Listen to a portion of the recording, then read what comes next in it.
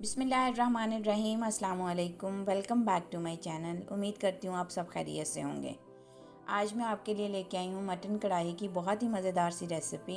उम्मीद करती हूँ आपको मेरी ये रेसिपी बहुत पसंद आएगी। तो चलिए हम मज़ेदार सी ये मटन कढ़ाई की रेसिपी जो है वो स्टार्ट कर लेते हैं।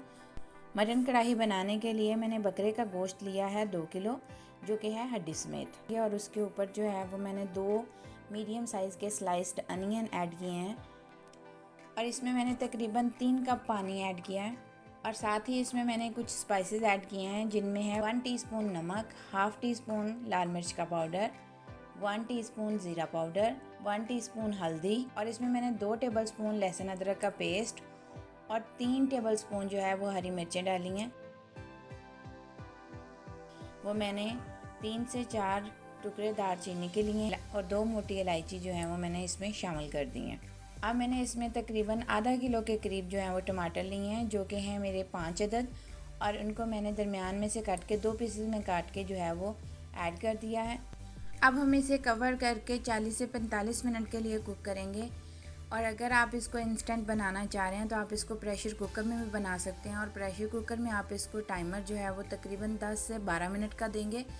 और अगर आप इसको सिंपल कढ़ाई में बना रहे हैं तो इसको आप 40 से 45 मिनट कुक करेंगे।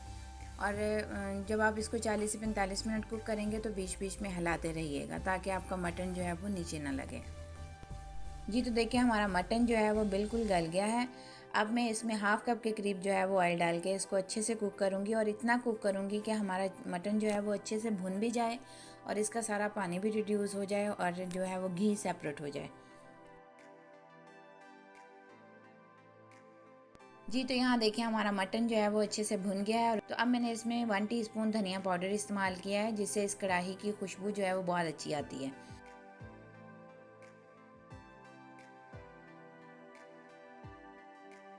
फिर इसके साथ ही मैंने इसमें कुछ कटा हुआ अदरक, कटी हुई हरी मिर्चें और कटा हुआ हरा धनिया जो है वो शामिल करके इसको मिक्स कर दिया है। अगर आपको मेरी ये मटन कढ़ाई की मज़ेदार सी रेसिपी पसंद आई है तो प्लीज़ लाइक और शेयर ज़रूर कीजिएगा, और अगर चैनल पर नए हैं तो प्लीज़ चैनल को सब्सक्राइब कर दीजिएगा। इंशाल्लाह जल्द मिलते हैं एक और नई रेसिपी के साथ। तब तक के लिए मुझे इजाज़त दीजिए। अल्लाह हाफ़िज़। अपना बहुत ख्याल रखिएगा।